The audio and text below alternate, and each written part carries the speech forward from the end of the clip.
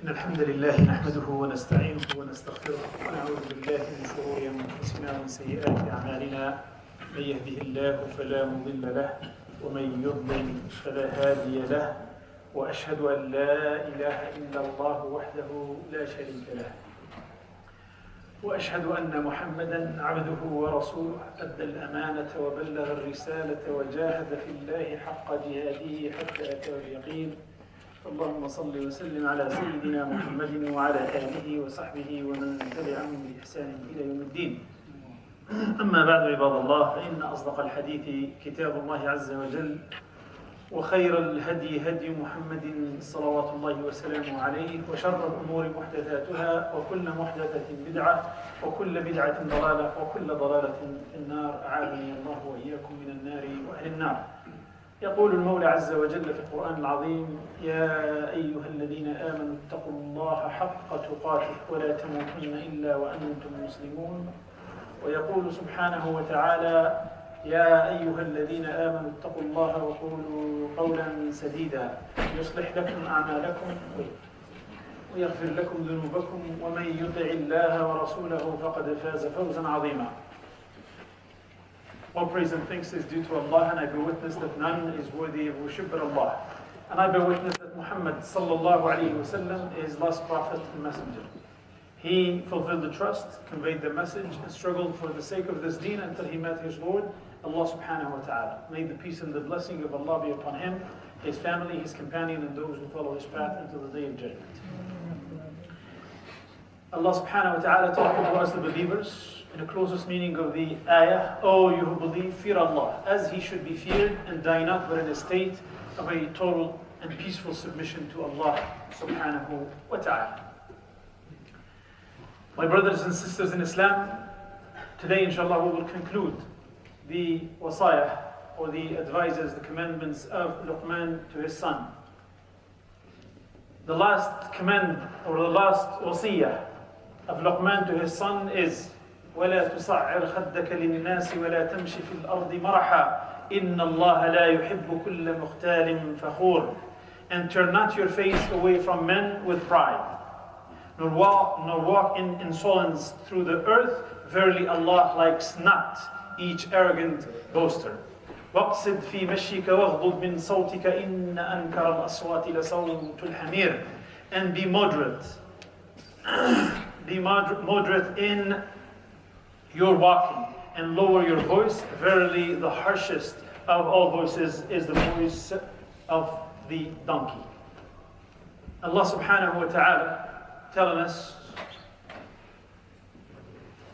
or warning us in these verses against one of the most dangerous disease. It's a disease of the heart, but it could be manifested in our actions and deeds. It's one of the most dangerous diseases of the heart. The matter of fact, this disease is the disease that led Iblis, la'natullahi alayh, to be cursed by Allah subhanahu wa ta'ala and to be chased out of the rahmah, out of the mercy of Allah azza wa jal eternally. And it's the disease of arrogance, al-kibr. Al-kibr, arrogance, there is nothing worse than the kibr. To a point that Sufyan ibn Uyayna, one of the scholars of the hadith, said, إذا عصى الإنسان, if someone disobey Allah subhanahu wa ta'ala, إني لأرجو الله أن يتوب ويغفر له الله. He said, I ask Allah azza wa jal that he repent from his disobedience and Allah will forgive him. But al-kibr is a criteria of Iblis that Allah azza wa jal drove him out of the mercy. لعنه الله فإني أخشى على المتكبر لعنة الله. I'm afraid that those who behave with people, or deal with people with an attitude of arrogance, that Allah azza wa jal will curse them, and that's very dangerous. And my brothers and sisters in Islam, arrogance, according to the scholars of sociology, is a result of one of two things. It's a result of a complex of inferiority or a complex of superiority. Most of us think that it's only a complex of superiority. But sometimes you don't have things, you become arrogant too. It's a complex of superiority or a complex of inferiority. And also, it is a result, especially those who have the complex of superiority, it's a result of الشعور بالكمال, that the person thinks or feels like he's perfect, flawless, that he is better than everybody else. And that shu'ur, that feeling, that attitude could be a result of al-ilm wal-hasab wal-atba'. Three things that can lead a person to arrogance. Al-ilm, knowledge. Knowledge, believe it or not. Sometimes even knowledge of deen can lead the individual to be arrogant. And we might have actually seen it. I have witnessed these kind of attitude. A scholar that has the knowledge, but he has the attitude of someone who is mutakabbir, arrogant. Or al-hasab, where are you from? Arab, from the family, even from the family of Rasulullah sallallahu alaihi wasallam. If that lineage of Rasulullah sallallahu alaihi wasallam created arrogance in you, that's no good. It's not going to benefit you.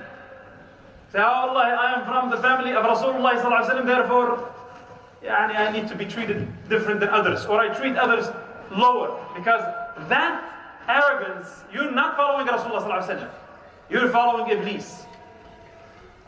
And it goes to not just, it's called al-hasab wal-nasab, and I give you some examples. Al-hasab wal-nasab, nationality, tribe, whatever it is. Whatever it is that you think you are better than others, then it's arrogance. Because you belong to this country or this country or this tribe or this tribe, and you start looking down at others. That's arrogance. Al-atba', sometimes you don't have knowledge, nor you are from a lineage that is considered noble. But you have followers, you're a good speaker, eloquent speaker, you have business, you have employees, and so on and so forth. So you have atba'. That also could create that attitude of arrogance, and it's no good. So these are the things that will create that arrogance in if we don't watch our actions and deeds. Iblis, for example. Iblis, when Allah Azza wa Jal commanded him to prostrate to Ibn Adam, he said, Allah Azza wa Jal told him, قال ما منعك ألا تسجد إذ أمرتك قال أنا خير منه خلقتني من نار وخلقته من طين. Allah Azza wa Jal talking to Iblis, telling him, what prevented you from prostrating to Adam? إذ أمرتك, when I commanded you to do so. The answer of Iblis, arrogantly, and remember, he's talking to Allah, the Creator.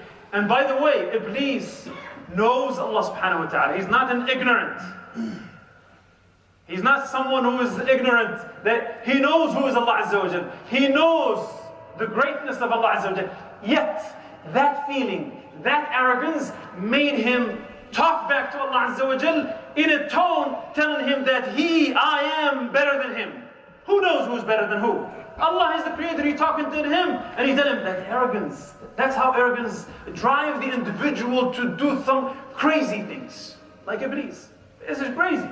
He knows who's Allah Azza wa Jal. He knows the Creator. Yet he responded to Allah Azza wa Jal with a tone, I am better than him. You created me from, I'm better than him. Adam created me from fire, and him you created from clay.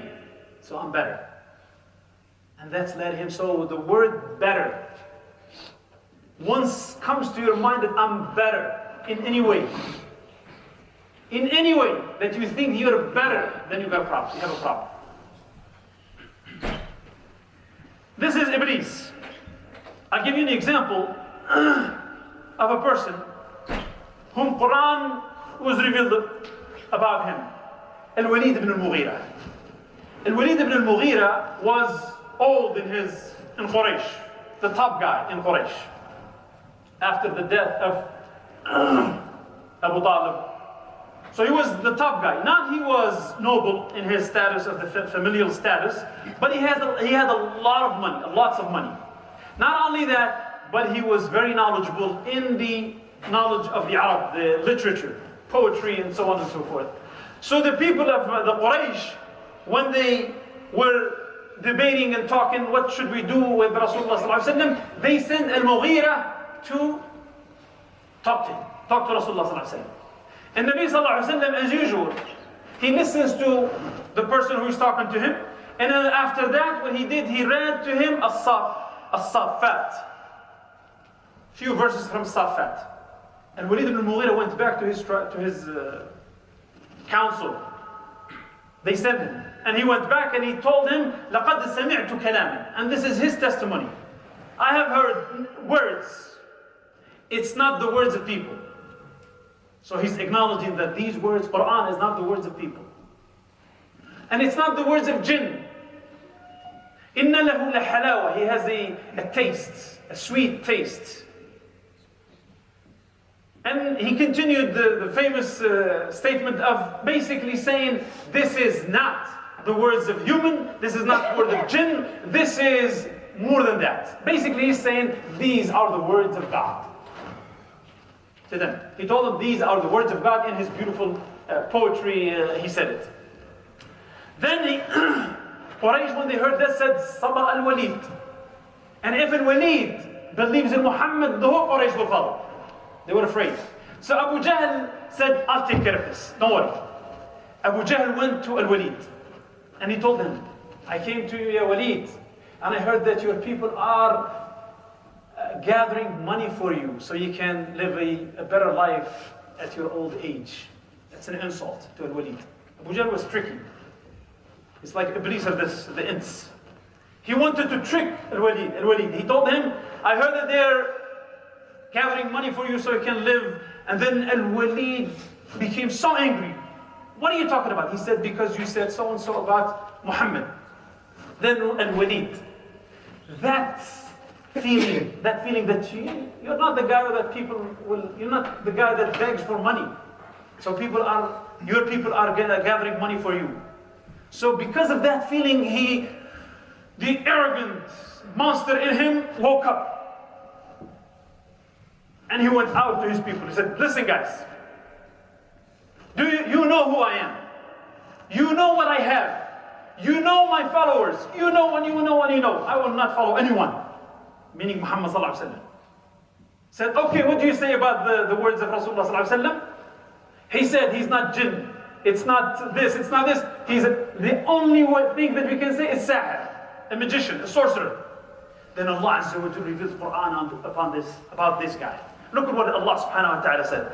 إِنَّهُ فَكَّرَ وَقَدَّرَ فَقُتِلَ كَيْفَ قَدَّرَ ثُمَّ قُتِلَ كَيْفَ قَدَّرَ ثُمَّ نَظَرَ ثُمَّ عَبَسَ وَبَصَرَ ثُمَّ أَدْبَرَ وَاسْتَكْبَرَ.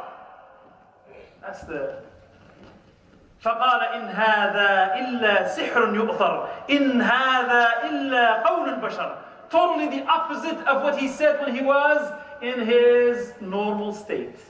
When the arrogant monster woke up inside of him, he actually said the opposite whatever he said. And let me translate in English what he said. This is Allah Azza wa Jalla talking about him. Verily he thought and plotted. So let him be cursed how he plotted. And once more let him be cursed how he plotted. Then he thought, then he frowned, and he looked in a bad tempered away. Then he turned back and was proud.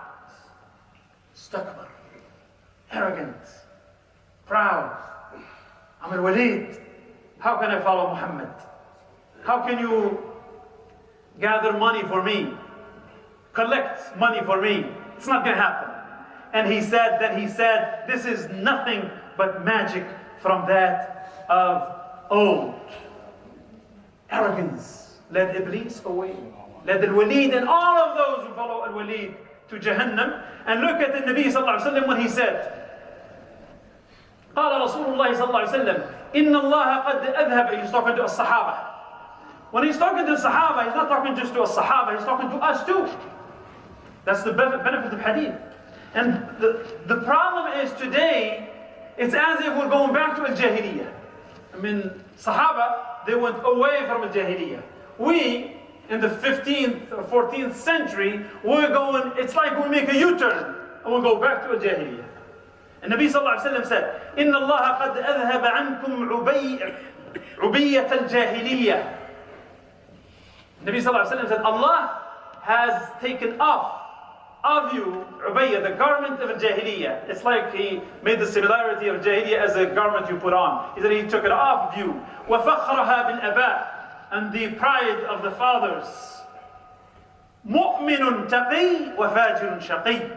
He said your fathers are either one of the two. مُؤْمِنٌ تَقِي, believer who is pious, or فَاجِرٌ تَقِي, kafir who is wicked. أَنْتُمْ بَنُ آدَمْ. So we all go back to one of the two. Mu'min, fajr. But at the end is one. وَأَنْتُمْ بَنُ آدَمْ. وَآدَمْ مِنْ تُرَابٍ. All were from Adam. And Adam is from dust. لَيَدَعَنَّ رِجَالٌ فَخْرَهُمْ بِأَقْوَامٍ إِنَّمَا هُمْ فَحْمٌ مِنْ فَحْمِ جَهَنَّمٍ. He said, let some of you, he's talking to Sahaba, those who show their prides of their ancestors who were kuffar. He said, let some of you who are showing the pride with their parents who are nothing but the coal of Jahannam today. Meaning that you're saying, I am, and I am the son, and I belong to... But how do you know that the ancestors that you are showing the pride of the dunya are nothing but a coal in Jahannam? They are in the Jahannam. In Jahannam. So this is what Rasulullah sallallahu alayhi wa sallam told us. And this is a disease that exists in the community. It exists simply because I'm different than you. Simply because I speak different language than you. Simply because I'm from a different part of the world than you. And so on and so forth. And this creates nothing but division in the dunya and punishment in the akhirah. Nothing. There's no other results. As Muslims, like when we see, you look around and you look next to you, there is someone who's different than you. If he is from, the only thing that gathers us tonight is La ilaha illallah Muhammad Rasulullah. Everything else we're different. A brother next to a brother, they're different. They're not the same. They're not the same in the status. They're not the same in name it. They can't be identical. And we cannot be identical. The only thing that really links us together and makes us strong together is La ilaha illallah Muhammad Rasulullah. And the book of Allah subhanahu wa ta'ala.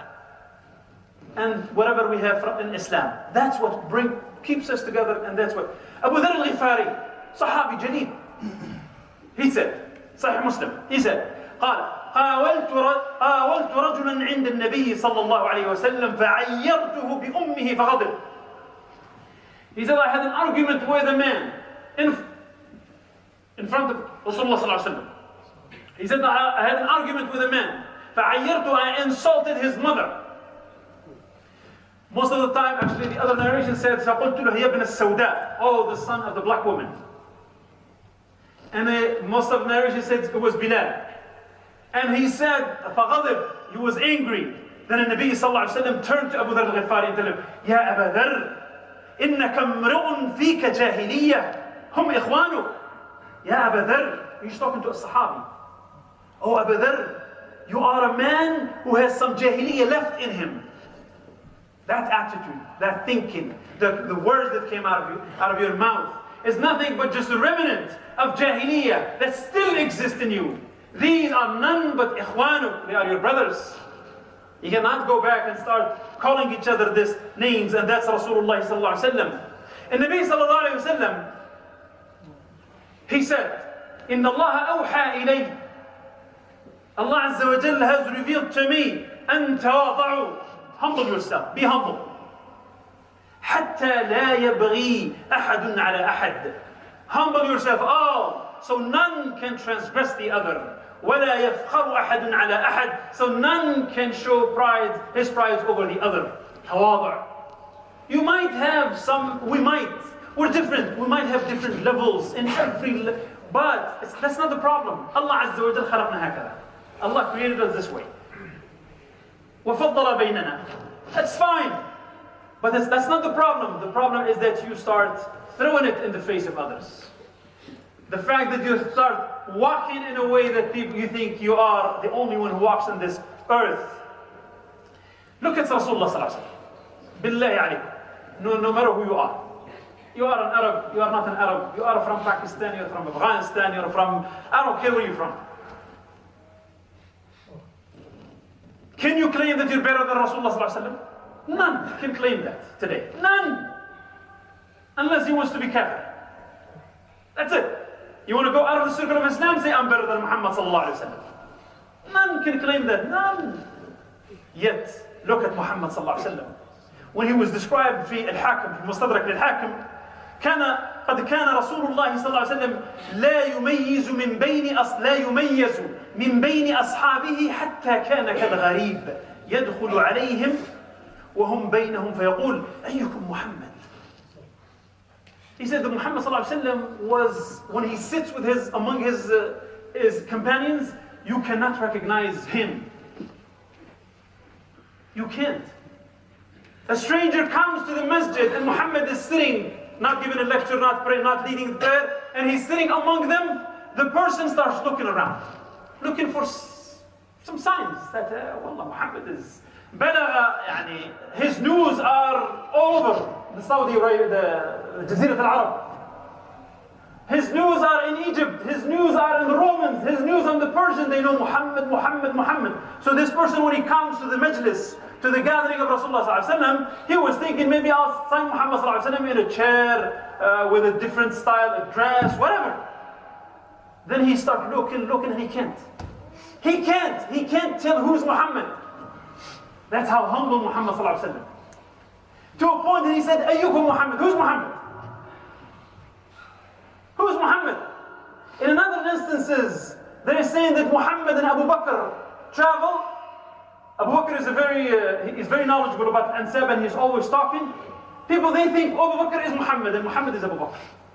لتواضع النبي صلى الله عليه وسلم. فلما عرفه ارتعدت أطرافه وأصابته هيبة شديدة. That person who said, who's Muhammad? Then when they told him this is Muhammad, so Muhammad, he said when he recognized him, he saw al-hayba. He saw Muhammad sallallahu alaihi wasallam. Then he started shivering out of fear that how come he didn't recognize Muhammad. وأصابته هيبة شديدة فابتسم رسول الله صلى الله عليه وسلم. Then Muhammad صلى الله عليه وسلم smiled at him. Instead of him, هون عليك, take it easy, though what do you say in America? Take it easy. هون عليك فإنما أنا ابن امرأة من قريش. هون عليك, take it easy. I'm just a son of a woman from Quraysh. كانت تأكل القديد, a woman who used to eat the simple food of Quraysh. That's Rasulullah sallallahu alaihi wasallam. Remember this. If Rasulullah sallallahu alaihi wasallam is like this, who is better than Muhammad sallallahu alaihi wasallam and claims that he is? Do not shake their hands like this. Assalamu alaikum, how are you? تسعير الخد is a sign of kibriya. Turning your face away from your brother that you're talking to is a sign of arrogance. Especially if your brother is a poor man or he is not from your class as you think. And you turn your face around, that's kibr, that's arrogance. You might deny it, but it's an arrogance. Not only that, do not and don't walk a walk that you feel like you're the only one who walks on this earth. A proudly walking, full of arrogance. When you walk, do not run and do not fast and not slow. Simple walk like everybody else. And the way you talk, it's like this. And in the few minutes, I'll give you some signs of arrogance in the behavior. None of us can say, yeah, I am an arrogant. You're not going to say that. Nobody's going to say that. It's a disease in the heart, but it's translated in the actions. Sometimes you don't even know that you have it. But let me just say what the ulama they talk about. When they go to these ayat, he said, Al-mutakabbir sari'ul ghadab. The arrogant person, he gets angry very quick because people disagree with him or her. They're just very quick. How dare you disagree with me? How dare you oppose me? How dare you talk back to me? They don't want to say it, but they get angry because of that. They cannot sit in a gathering. Remember this. They cannot sit in a gathering, the whole gathering, and leave quiet without talking. They have to say, they have to put their 2 cents. They can't. Of course, I'm not saying every time, but if you have these, every gathering that you go to, you have to feel like you have to talk. People have to recognize you. That's a bad sign. That's a bad slippery slope. And the other one, most of the arrogant people have bad relationship with a lot of people. If you have bad relationship with a lot of people, the problem is not in the people, the problem is in you. Some people, they still out of arrogance say, no, it's people. People are not good. You're not good, not people. Can't be all of the people that you meet are not happy, are upset with you, and it's because of them. And these are the signs of it. The remedy of al-kibr, also in a summary, first of all, you need to know who you are and who Allah is. When you get to that knowledge that I am nothing in the creation of Allah Azza wa Jal, then no matter who you are. Second, if you look at your stages in your life, you were a baby, you became a man or a woman, and then you become an old man, weak again. So weakness, strength, weakness, you know that you cannot have it all the time. That's a sign that you need to put yourself down, cool down, walk on the earth, don't be arrogant. That's what how do we know that, how do we learn or read the seerah of Rasulullah sallallahu alaihi wasallam? To learn the humbleness. Read the seerah of those who are humble. Sit with the poor people, even if you don't have to. Maybe just go and sit with the poor people. Talk to them.